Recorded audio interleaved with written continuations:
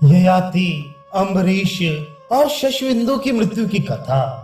नारद जी कहते हैं, नहुष नंदन ययाति की भी मृत्यु सुनी गई है।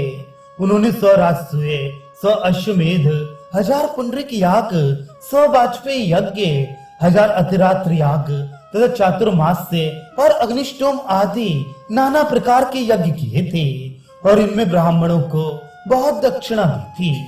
परम पवित्र सरस्वती नदी ने, समुद्रों ने तथा पर्वतों सहित अन्य सरताओं ने यज्ञ करने वाले ययाति को घी और दूध प्रदान किया था।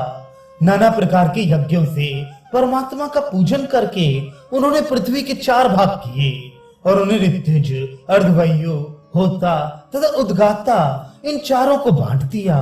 फिर देवयानी और शर्मिष्ठा से उत्तम संतानें उत्पन्न की। जब भोगों से उन्हें शांति नहीं मिली तो ये गाथा का गान कर उन्होंने अपनी धर्म पत्नी के साथ वानप्रस्थ आश्रम में प्रवेश किया। वे गाथा इस प्रकार है। इस पृथ्वी पर जितने भी धान, जौ, स्वर्ण, पशु और स्त्री आदि भोग्य पदार्थ हैं, वे सब एक मनुष्य को भी संतुष्ट कराने के लिए पर्याप्त नहीं हैं। ऐसा विचार कर मन को शांत करना चाहिए। इस प्रकार राजा ययाति ने धैर्य के साथ कामनाओं का त्याग किया और अपने पुत्र पुरु को राज सिंहासन पर बिठाकर वे वन में चले गए। सृंजय, वे भी तुमसे और तुम्हारे पुत्र से बड़े चढ़े थे। जब वे भी मर गए तो तुम्हें भी अपने मरे हुए पुत्र के लिए शोक नहीं करना चाहिए। सुना है नाभाग के पुत्र राजा अम्बरीश भी मृत्यु को प्राप्त हुए थे। उन्होंने अकेले ही 10 लाख योद्धाओं से युद्ध किया था। एक समय की बात है, राजा के शत्रुओं ने उन्हें युद्ध में जीतने की इच्छा से आकर चारों ओर से घेर लिया। वे सबके सब अस्त्र युद्ध के ज्ञाता थे और राजा के प्रति अशुभ वचनों का प्रयोग कर रहे थे।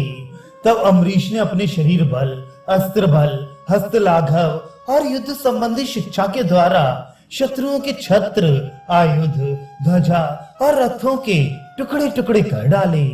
फिर तो वे अपने प्राण बचाने के लिए प्रार्थना करने लगे और हम आपके शरण में हैं, ऐसा कहते हुए उनके शरणागत हो गए। इस प्रकार उन शत्रुओं को वशीभूत करके संपूर्ण पृथ्वी पर विजय पाकर उन्होंने शास्त्र विधि के अनुसार 100 यज्ञों का अनुष्ठान किया।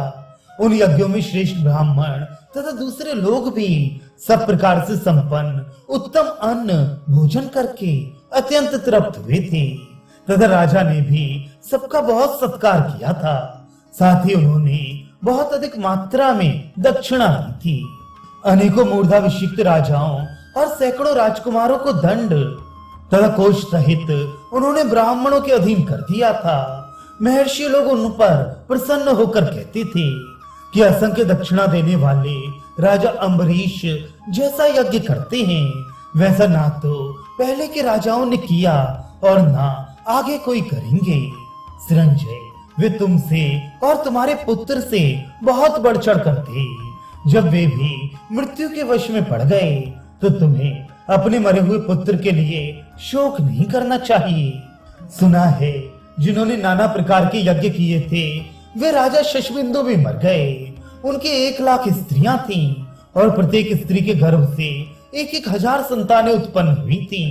सभी राजकुमार पराक्रमी, वेदों के विद्वान और उत्तम धनुष धारण करने वाले थे। सबने अश्वमेध यज्ञ किए थे। राजा शशबिंदु ने अपने उन कुमारों को अश्वमेध यज्ञ में ब्राह्मणों को दे दिया था।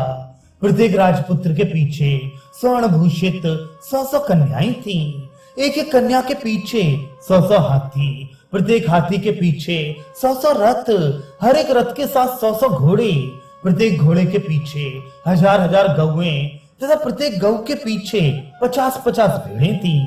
वह अपार धन राजा शशबिंदु ने अपने महायज्ञ में ब्राह्मणों के लिए दान किया था। उस यज्ञ में कोसों तक पर्वतों के समान अन्न के ढेर लगे थे। राजा का अश्वमेध यज्ञ पूरा हो जाने पर अन्न के 13 पर्वत बच गए थे। उनके राज्यकाल में इस पृथ्वी पर हृष्ट पुष्ट मनुष्य रहते थे। यहाँ कोई विघ्न नहीं था, कोई रोग नहीं था।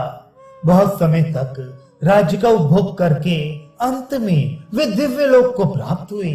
संजय, वे तुमसे और तुम्हारे पुत्र से बहुत बढ़ चढ़ कर थे। जब वे भी नहीं रह सके तो तुम्हें अपने पुत्र के लिए शोक नहीं करना चाहिए।